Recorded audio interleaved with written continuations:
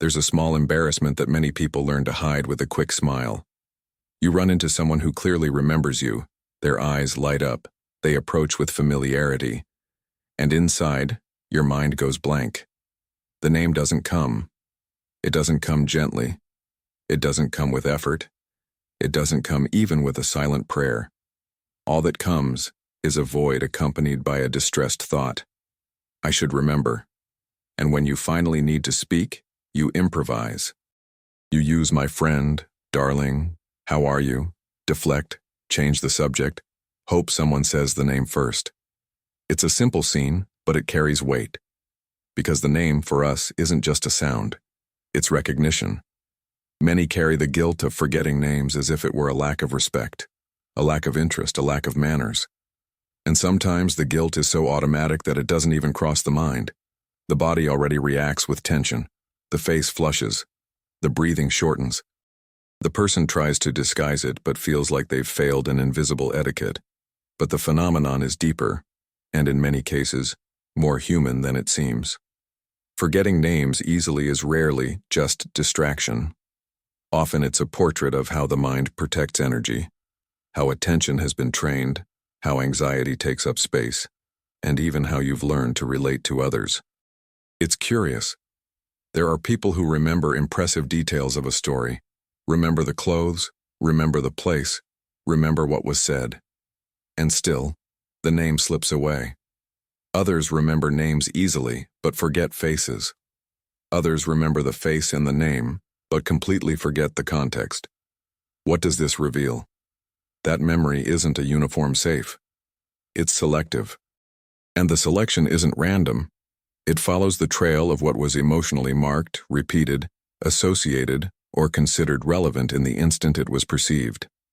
The first thing worth facing honestly is that remembering names requires a specific type of attention, the attention of presence.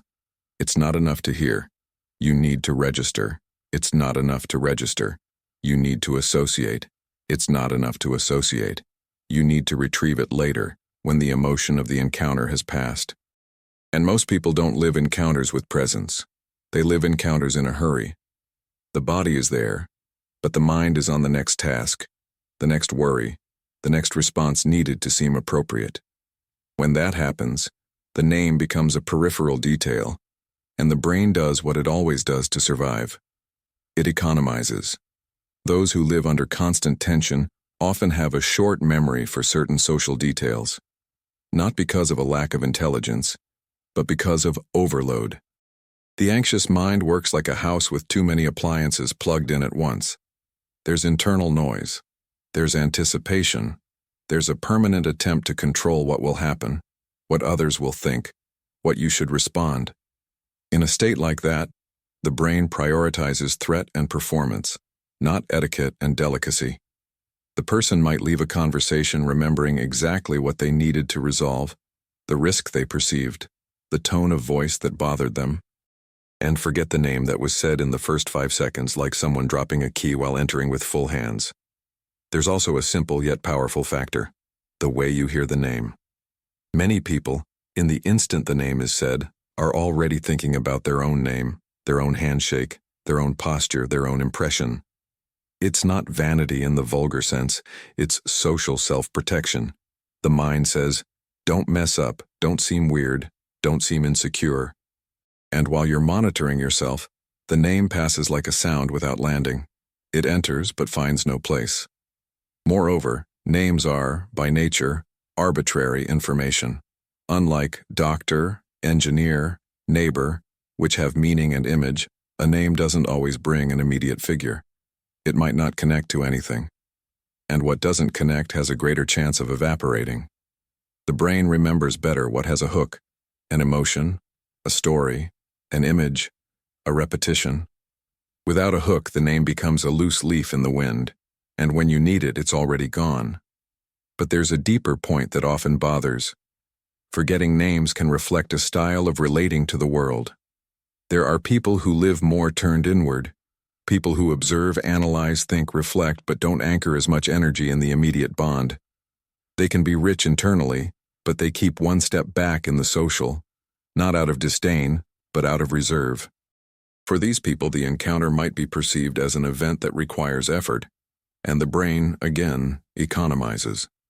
It registers the essential to get through the situation, not necessarily the detail that symbolizes intimacy. In psychology, this approaches the idea that attention is effective. What you value, you fix better. But valuing isn't always conscious. You might value the other, and at the same time, be so worried about not failing that the fear itself takes the place of interest. You might want to be kind, but be so tired that your internal system only seeks rest. You might like people but have learned over life not to get too close to avoid disappointment. And when there's an emotional defense against closeness, names, which are doors to closeness, might be treated by the mind as secondary information. There's also a very practical dimension: the amount of people and stimuli that cross the modern day.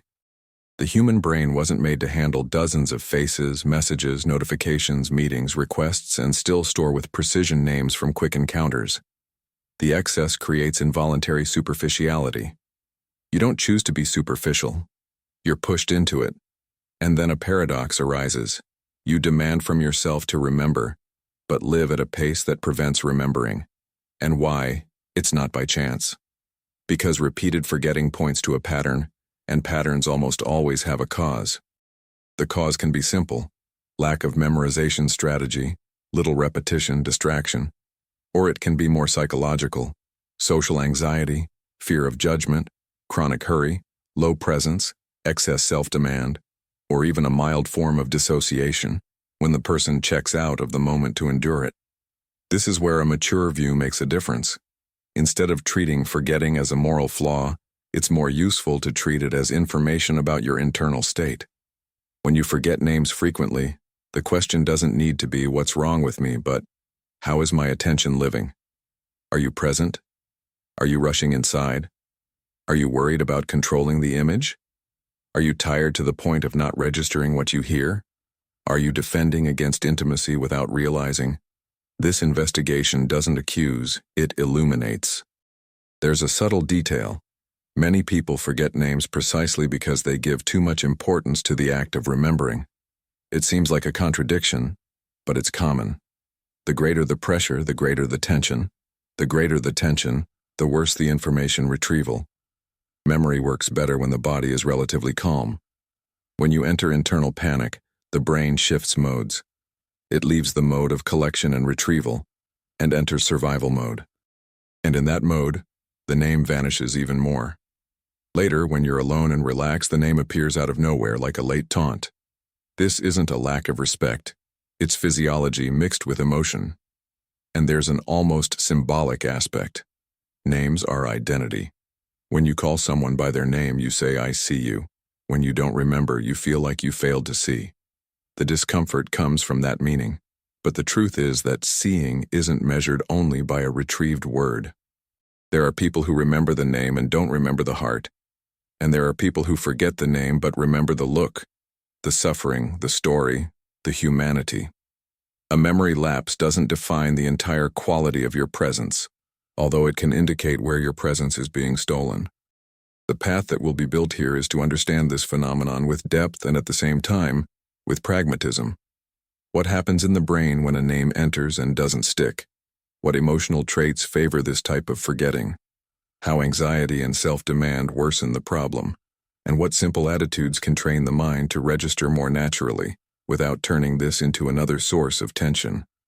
Because remembering names isn't just a social skill. For many people, it's a sign of internal calm, trained attention, recovered presence. Before any technique, however, there's an essential shift. Swap guilt for observation. Guilt hardens. Observation clarifies. Guilt makes you punish and contract yourself.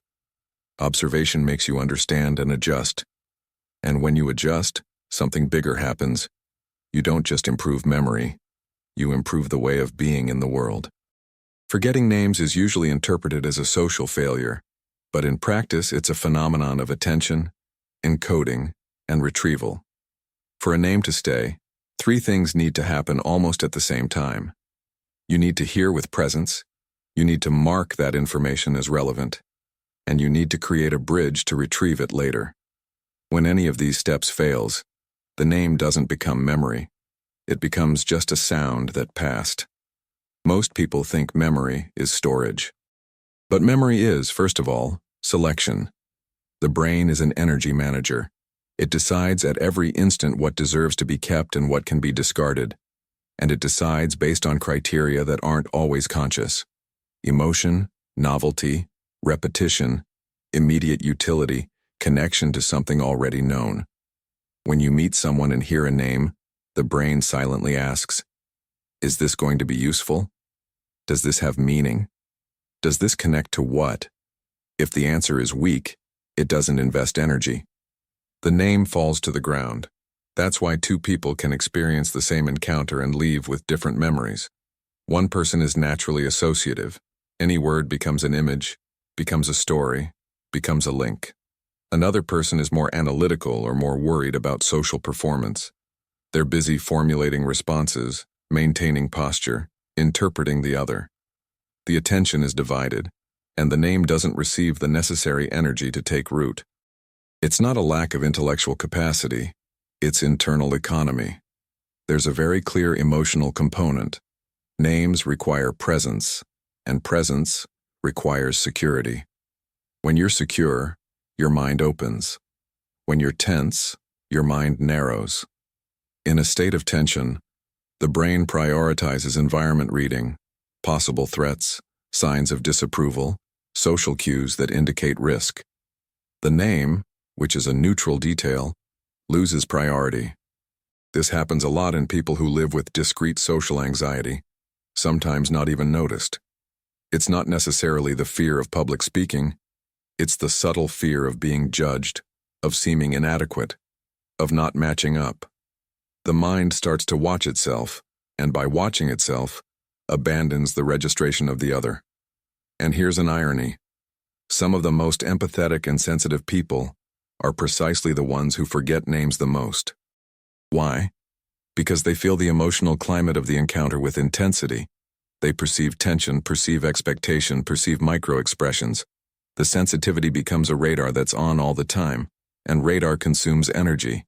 The person becomes good at capturing how the other is, but loses resources to fix what the other is called. They register atmosphere, not label. Another factor is the way the brain handles arbitrary information. A proper name, when it has no personal meaning, is like a code. Unlike doctor or teacher, it doesn't describe, and the brain likes descriptions because descriptions are maps. The pure name is a sign without a path. To turn sign into path, you need to create association. Without association, the name dissolves easily, especially if you meet many people, have many quick encounters, or are in a life phase with excess worries. Moreover, there's interference. Interference is when similar memories compete. If you met 3 Andres, 2 Marinas, and 1 Marcos in the same week, the brain might mix, swap, erase. It's not moral carelessness, it's normal functioning. Names are similar to each other, and the brain needs anchors to differentiate. The more repetition of patterns, the greater the chance of confusion. But the most interesting point appears when you observe the internal style of those who forget names easily. Often there's a habit of living a little outside the moment. The person is in the body, but the mind is 2 steps ahead. They're already thinking about what they'll say next, what they need to do later, what they can't forget when they get home. The name arrives at an instant when the mind isn't available. It's like trying to deliver a package to someone with full arms. The package falls. This outside the moment can have deep roots. In some cases, it's simply a trait. Introspective people live a lot in the internal world. In others, it's a strategy born from a demanding life. When you spend a lot of time in a state of alert, your mind learns to predict. It lives in the future because, at some period, predicting was protection. Predicting avoided scolding, avoided humiliation, avoided conflict. The problem is that this mechanism, which once protected, later steals presence. And without presence, names disappear. There's also an aspect of symbolic value. Name is approximation. Calling someone by name opens the door to the bond. And some people, without realizing, have reservations about the bond. It's not a lack of love for others, it's caution. Perhaps they've been disappointed, perhaps they've been used, perhaps they've learned that closeness costs dearly. So the internal system maintains a gentle distance, converses, smiles, is polite, but doesn't fix the name easily. Not because it disdains, but because it doesn't fully surrender to the encounter. In Jungian language, there might be a very social and adapted persona, while the interior remains protected, observing from behind. And when you observe from behind, you see a lot, but register fewer details that require intimacy. This also appears in people who carry intense self-demand. The mind of the self-demanding is always judging. I should, I need to, I have to. This internal judge takes up space. And the space it takes is the space where social memory could breathe. The person converses and at the same time evaluates themselves. Do I seem silly? Did I talk too much? Did I talk too little? What if the person doesn't like me? This constant evaluation doesn't let the name land. It's like trying to write with someone shaking your hand. And when the name vanishes, the shame reinforces the cycle. The person feels ashamed, tries to hide, gets even more tense in the next encounters and starts hearing names with fear of forgetting. The fear becomes prophecy, because fear narrows attention, and narrow attention creates encoding failure. This is a common cycle. Tension, failure, shame, more tension. There is, however, a way to transform this cycle without self-violence. Understand that the problem isn't weak memory, but occupied attention. And when you accept that, you start to address the root. The root might be chronic hurry. It might be social anxiety. It might be excess stimulus. It might be fatigue. It might be a way of avoiding closeness. And each root calls for a different posture. One thing helps a lot. Realize that remembering names isn't a test of moral value. It's a training of presence. When you turn it into a test, it becomes anxiety. When you turn it into training, it becomes learning. And learning requires lightness. Lightness isn't disregard, it's absence of panic. There's also a difference between not remembering and not retrieving. Sometimes the name was even registered, but you can't pull it in the moment. This is common when there's social pressure. The brain has the information, but access is blocked by stress. That's why the name appears later, when you're already alone. This detail is important because it changes self-perception. It's not that you don't have capacity. It's that the emotional state closed the door to access. And here comes a principle that applies to almost everything in life. The internal state determines what you can access. When you're calm, you access repertoire, memory, creativity, kindness. When you're in threat, you access defense, reactivity, escape. The same person, in different states, seems to have different abilities. That's why the deepest path to remembering names doesn't start with technique, it starts with tranquility, with presence, with a way of entering encounters without monitoring yourself as if you were on trial. In the next step, the conversation gets even more practical. How forgetting names reveals specific emotional traits, like anxiety, need for approval, withdrawal, excess responsibility, and how to train a way of remembering without turning this into performance. There's a more honest way to look at this. In many cases, the name doesn't vanish by chance. It vanishes because the mind is too occupied trying to solve something else. And that something else usually isn't intellectual. It's emotional. Social memory is a mirror of the internal state. When you forget names frequently, you might be seeing a discrete signal of how you've been inhabiting your own day, your own body, your own relationships. One of the most common portraits behind this pattern is social performance anxiety. It doesn't need to be an evident fear of people. It can be something finer, the feeling that you need to do well, be interesting, be polite, not mess up, not bother. The encounter becomes a kind of test and your mind places itself center stage. When that happens, you're not really with the other. You're with yourself, trying not to fail. You smile, respond, keep the conversation, but your attention is divided between listening and watching yourself. The name arrives but finds an internal environment crowded. And there's a detail that usually goes unnoticed. When you worry too much about making a good impression, you lose the ability to impress yourself with presence. You stop experiencing the encounter and start managing the encounter. Managing consumes energy. Presence feeds energy. Anxiety does the opposite. It drains, and then you wonder why you didn't register something so simple. Another frequent portrait is excess responsibility. Very responsible people usually live with the mind ahead. While conversing, they're already thinking about what's left to do, what can't be forgotten, what might go wrong. This type of mind is extremely useful for solving problems, but terrible for registering names. Because names require a gratuitous second of attention, a second of internal quiet to record something that doesn't seem urgent. But for those who live in urgency, what isn't urgent becomes fog. In emotional terms, this approaches a life driven by obligation. The person exists like someone carrying bags all the time. Task, family, bills, demands, health, worries. They meet someone, but aren't empty enough to receive. Not out of selfishness, out of fatigue. And fatigue, when it becomes chronic, steals the delicacy of registration. There's also a pattern that appears in very sensitive people. Hypervigilance. They don't enter an encounter just to talk. They enter to feel the climate. They perceive micro-tensions, perceive irony, perceive if the other is sad, perceive if there's judgment. It's a sensitivity that, often, was trained by necessity. At some point in life, perceiving the environment quickly was a form of protection. But when you live like that, your attention fixes on what's emotionally charged, the tone, the look, the risk, and not on the neutral detail that is the name. The brain registers safety before registering identity. In other words, some people forget names because before getting close they need to evaluate if the ground is safe. And this can happen even in banal conversations. The person doesn't realize they're evaluating, they just feel a background tension. And in that state, the name doesn't stick. There's still a more intimate aspect, the fear of bonding.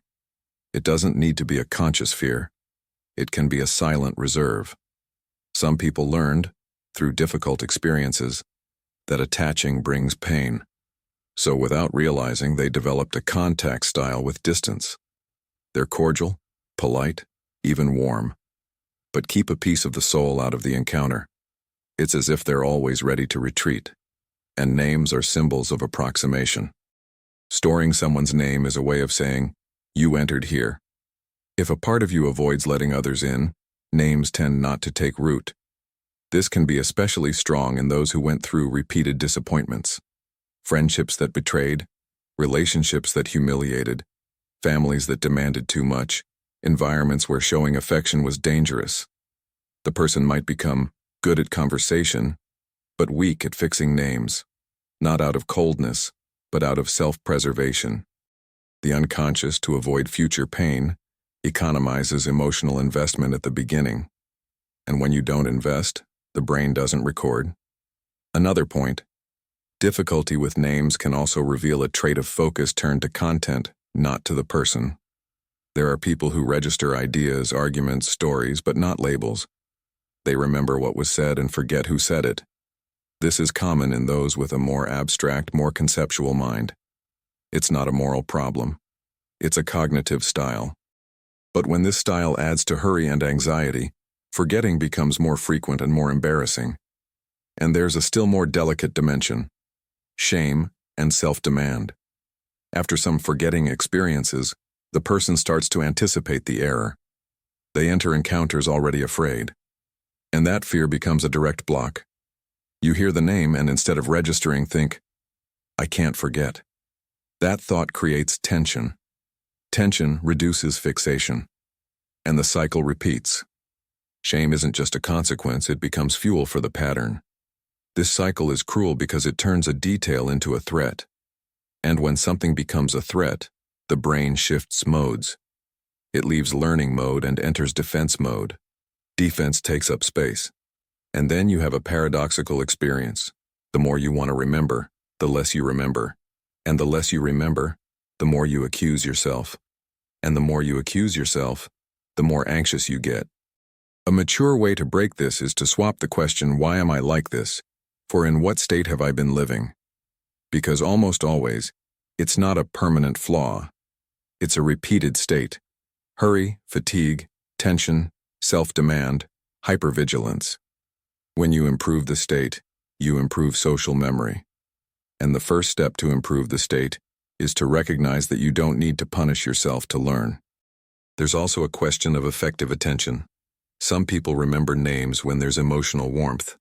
If the conversation touches something human, if there's laughter, if there's a story, if there's connection, the name sticks. If the encounter is cold, protocol, superficial, the name slips. This doesn't mean you're arrogant or disinterested. It just means your brain learns through bonding. And learning through bonding is deeply human. What might be missing then isn't capacity, but a small second of real connection in the moment of the encounter. Here it's worth an important observation. Forgetting names can happen more in specific life phases. Phases of grief, transition, burnout, intense worries with family, health, or work. In these periods, the mind is occupied with emotional survival. It doesn't have slack for details. And demanding from yourself the same social performance as in other times is unfair. Forgetting in that case is a message from the organism. You're carrying too much. And when forgetting comes accompanied by other signs, difficulty concentrating on simple tasks, frequent lapses, disorientation, abrupt memory changes, then it's no longer just everyday psychology. It's prudent to observe with more attention because body and mind are a system. But in most common cases, what's at stake is the old trio: fragmented attention, high tension, low presence. The good news is that when you understand the root, you stop fighting the symptom. And by stopping the fight, you gain what you most needed to remember: calm. Calm creates space, and space is the ground where memory lands. The conversation closes in a practical way. How to deal with these moments without embarrassment, how to train presence and association naturally, and how to turn this pattern into an invitation to live with more attention to the other and to yourself. There's a delicate moment when forgetting a name seems bigger than it is. The name vanishes, the body stiffens, the mind races, and in seconds, that turns into an internal judgment. I failed. But adult emotional life calls for another posture. Not the posture of absolving yourself out of complacency, but the posture of understanding your own functioning without humiliating yourself. Because deep down, forgetting names usually reveals less disinterest and more an internal state: fragmented attention, fatigue, anxiety, self-demand, hypervigilance, hurry, or an affective reserve that you might not even have realized you carry. When you understand this, something changes immediately. Forgetting stops being a moral flaw and becomes a signal of how you've been living. And signals are useful when you read them with calm, not when you use them to attack yourself. There are people who become cruel to themselves over details, and that cruelty steals precisely what would help most: presence. Presence is the soil of social memory. Presence is what allows the name, when heard, to find a place. The most practical way to transform this starts with a simple adjustment. Take the name out of the place of social proof and put it in the place of active attention. A name isn't a test. It's a chance to see the other with a little more clarity. And seeing the other often starts with you being less occupied in watching yourself. If you enter an encounter worried about not messing up, your mind stays centered on you. If you enter an encounter willing to be there for real, your mind opens to the other. This opening isn't theatrical, it's silent. And the brain registers better when there's opening. Next comes the most concrete point. The name needs an anchor. If you expect it to stay by miracle, you depend on luck. If you create a light association, it has a chance to stay. It doesn't need to be something forced or childish. It can be a simple image, a sound that reminds a word, a detail of the context. Sometimes, just repeating once naturally, in the very instant of the encounter, is enough. Repeating isn't formality, it's fixation. And fixation is a small act of respect, but also an act of self-care, because it avoids the cycle of tension and shame later. There's also a deeper training, which has nothing to do with technique but with state. Slow down the first minute of an encounter. That first minute is where the name is usually said, and it's precisely the minute when many people are most anxious, greeting, evaluating, being evaluated, trying to hit the tone. If you can stay a little slower inside in that instant, breathing deeper, listening without hurry, letting the body relax, you give the brain the ideal condition to encode. Memory doesn't like panic. Memory likes ground.